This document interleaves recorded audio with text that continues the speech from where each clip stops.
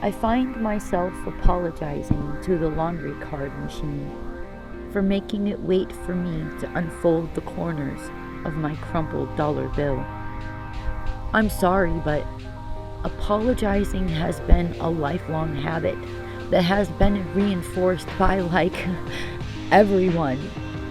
Always saying I'm sorry for not being punctual enough, efficient enough, feminine enough, graceful enough, confident enough, strong enough, for not being enough when I have been enough the whole time.